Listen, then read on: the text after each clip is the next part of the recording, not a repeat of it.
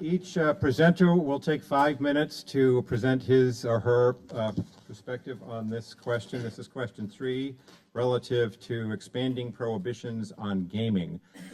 And at the end of the 5 minutes and the 5 minutes, so after 10 minutes, we'll then go to the audience for questions and answers. We ask that you write your questions on index cards, which people collect and bring up to the podium. Then each of the panel members will have 2 minutes each to answer those questions, and that's how it will proceed. So we'll hear the proponent first of question 3, and that's John Tehan. John? Good evening, thank you. My name is John Tehan. I'm happy to represent the Yes on 3 Repeal the Casino deal this evening. I'd like to thank our host, the Framingham Democratic Town Committee, for getting all of us together for all of these important topics. I approach my opposition to casinos from a perspective of fundamental fairness. Massachusetts is one of just 4 states to call itself a commonwealth, that is, a political community founded for the common good of the citizens. With state sponsorship of casinos, this common good is threatened, as the state looks for a source of revenue other than direct taxation. The burden of this new revenue source will fall directly on those least able to afford it.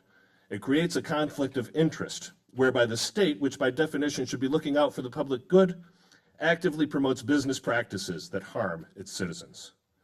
A prime example of the harmful business practices executed by casinos is the design of the modern slot machine. Let me be clear, playing the slots is not casual or benign entertainment. Modern slots are purposefully designed to get the most money from each player and to ultimately addict the player to the machine. And frankly, a regional casino in a struggling community like Springfield will not attract high rollers to its doors.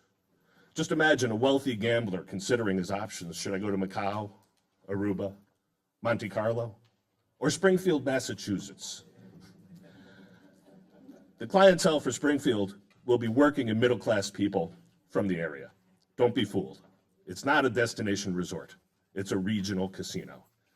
Easy access to regional casinos leads to a much higher incidence of gambling addiction among the local population, with disastrous results for far too many. Gambling addiction ruins lives. It drives its victims to despair. Recently, Les Bernal, the National Director for Stop Predatory Gambling, sent a letter to Massachusetts opinion leaders with a penny enclosed. The penny was in memory of Scott Stevens, a successful business executive from Steubenville, Ohio, who lost everything as a result of gambling addiction that started with penny slots. Like so many Americans, Mr. Stevens' addiction thrust his family into financial ruin, maxed out his credit cards, emptied the life savings, his daughter's college funds, his 401k. He got in trouble with the IRS. In August of 2012, the married father of 3 daughters took his own life with his hunting rifle, sitting on a park bench in a community soccer field that he had raised money to build. Allowing casinos to set up shop in Massachusetts will inflict pain and suffering of a substantial magnitude on our citizens, which forces me to question the state of Massachusetts as a commonwealth. I urge you to consider, why would we allow our leaders to approve of and promote business practices that are so detrimental to the common good? One family ruined, one life ruined, is one too many in a commonwealth. The legislators that I've spoken with about the bill, they characterize it as being somehow better than every other state's casino bill, with more community protections built in. But let's look to the study Why Casinos Matter at their list of best practices, and are those in the Massachusetts gaming law. Their first best practice is that we should prohibit gambling advertising, as is the case with cigarette advertising. We should modify the machine design to reduce the speed and duration of play. We should remove ATMs and credit facilities from casinos. We should require breaks or cooling off periods in between machine play. We should prohibit free alcohol on the casino floor, display on-screen clocks on the machines, prohibit casino lending on credit, and we should establish an independently funded National Institute on Problem Gambling to conduct research and public education. None of that is in our law. Disturbing ethical questions about fairness and equal treatment of citizens arise when states choose casinos as a revenue source. And don't get me wrong, this is a bipartisan problem. State legislators across the country, Republican, Democrat, red states, blue states, Mississippi, Massachusetts, they're all promoting gambling as a revenue-producing policy. In their headlong rush to embrace easy money, questions about ethics have not been asked. Can my opponent tonight answer these questions, again, from Why Casinos Matter? Does state-sponsored gambling serve the greater public good? Does it help to reduce social and economic inequality? Does it produce things of lasting value we can all be proud of? Does it build our human, social, or moral capital? Does it hurt people? Is it fair?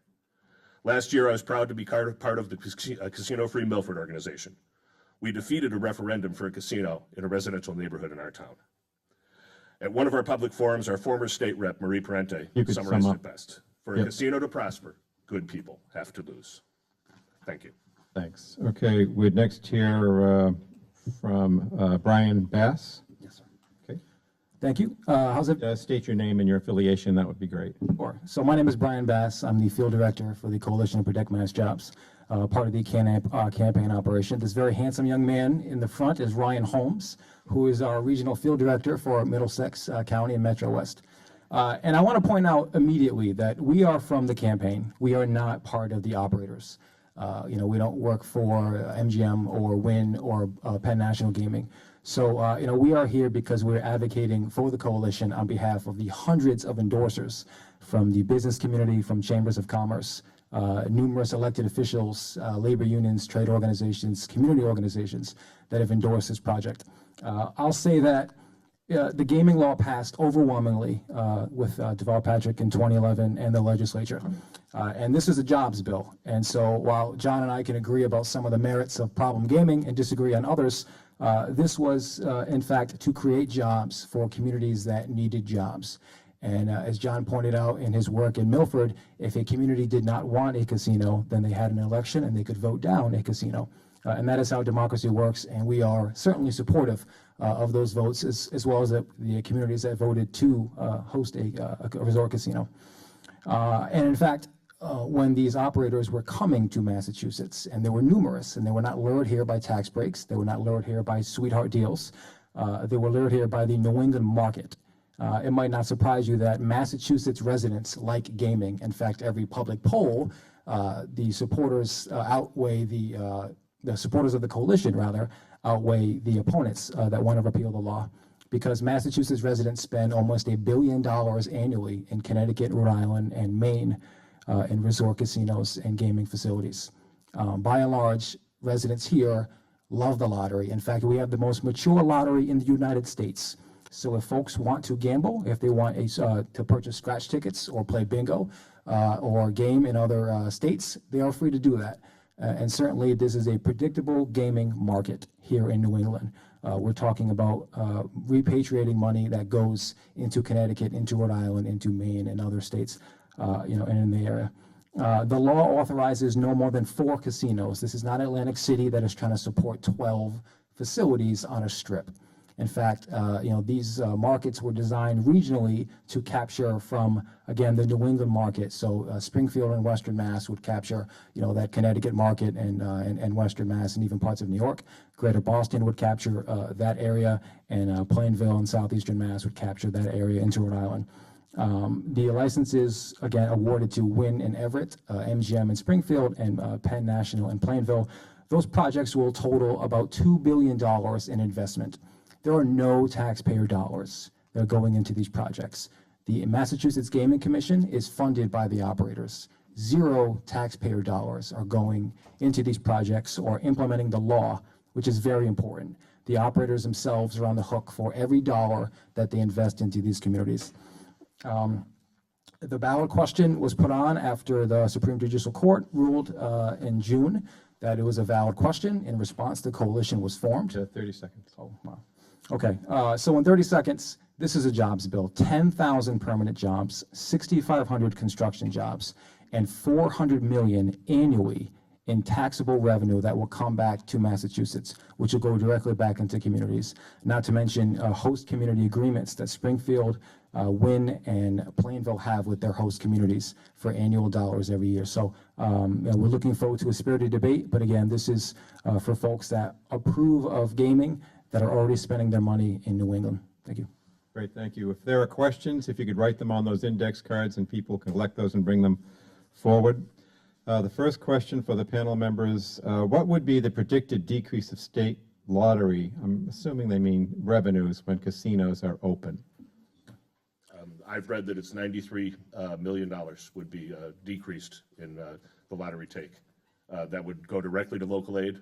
Lottery revenue right now goes directly to local aid. So there would be a commensurate decrease for every city and town in the Commonwealth. Sure. Mr. Bass? So Treasurer Grossman, who is the overseer of the lottery currently, has already gone on record saying that he was not concerned about lottery dollars, that while in the short term there would be a small impact, and again, I don't have the exact percentage, but I'm going on the record of those comments, a small impact, but over time, lottery sales can coexist with gaming facilities. In fact, in Connecticut, lottery sales have doubled in the last decade or so, since casinos have been legalized in Connecticut. So, and again, I want to come back to that point that $400 million in revenue would be taxed and brought into Massachusetts. And that goes into a gross gaming fund, which goes back into communities. And that would be for capital projects, infrastructure, a public health fund for problem gaming, again, roads, bridges, public safety. There are numerous funds that would be funded by the taxed revenue from what the operators take in annually. And all of that would be fleeced from citizens who are least able to afford to pay that kind of money. If the state needs more money, raise taxes, spend the money. Okay. The next question will be if you could each comment on the mob and casino connections. I'm assuming they mean, are there organized crime implications? Well, we've already seen organized crime implications with the approval of the license in Everett. I can't even believe that they did it. We've known for a year that a known mobster, Charles Lightbody, has been involved in the ownership of that land. Charles decided that he needed to be hidden from his participation, that is, needed to be hidden from the state in order for him to profit from that sale of that land. But unfortunately, he bragged about it while on a recorded line talking to somebody in federal prison. So it's been known about for quite a while that there's been a known convicted felon and a known mafioso involved in the purchase of the land in Everett. The process is already corrupted. Just this past Friday, 2 additional people were indicted over at the Moakley Courthouse for shaking down video slot makers for protection money. So there's corruption everywhere in this process, and it just needs to be stopped. Okay. Well, your second point, I can't vouch for because that's the first I've heard of that story, but we will say that the suitability of Wynn was not affected after the investigation and the indictments were passed down. In other words, Wynn, the MGC, the operators, the state, everyone was deceived by this. Obviously, we are just as disappointed as anyone else would be when these facts come to light. But let me be clear that there was no relationship with the purchasing of the land and the operating of the facility itself. And in fact, millions of dollars was spent on investigations. In fact, the MGC had traveled internationally to investigate the operators in Macau and other jurisdictions, including national projects in, say, Las Vegas or other jurisdictions where they were vetting every operator, every president, every vice president, everyone who would be associated with the Massachusetts projects. Again, we are, obviously this is a law enforcement matter, so we're going to defer to their expertise on this, but I want to point out that the suitability of Wynn was not impacted by this decision, and we assume that they will go forward and they will continue to operate their facility, obviously if this question does not pass in November. And with all these investigations, somehow the head of the Massachusetts Gaming Commission neglected to notice that one of the guys in the Everett land deal was a longtime partner of his, and he had a clear conflict of interest. He finally recused himself after immense public pressure. Okay, next question. Will repealing the law result in lawsuits I think the question is, will there be lawsuits from the casinos who have expended funds and bought property and that kind of thing? If the casino law is repealed, will there be lawsuits from these entities that have invested in prospective casinos? I don't want to speculate on lawsuits. Obviously, we are part of the campaign and the coalition. That would be something that the operators would seek recourse. Cannot say either way what they would do. Again, we are focused on educating the public on the facts of the question and what's at stake with the investment and the jobs. And we'll allow voters to, to cast their ballot in November, and we'll see what, what happens after that. Yeah, I certainly can't comment on whether or not there will be lawsuits, but if it turns out that the casino industry made a bad bet by coming to Massachusetts, cry me a river. A lot of people make bad bets in casinos every day. So the next question is, could you estimate how much revenue would be raised from out-of-state residents from casino gambling? I cannot. I don't have the facts and figures there. Perhaps Brian does. Sure. So again, these operators and the MGC, I want to come back to the point. When you're submitting your request for a license, you're giving these guys a 7,000 page application. You have to detail your marketing plans, your workforce development plans, your hiring practices, and your market projections. And Massachusetts, on average, over the last decade, spends almost $1 billion in other states. This is the funds that they want to get back and repatriate into that tax revenue. I wouldn't be able to speculate how much Rhode Island residents would come into Massachusetts or Connecticut or Maine, but again, we do know that gaming is already very popular here because of the lottery, because of how much money that we spend in other states, just in New England.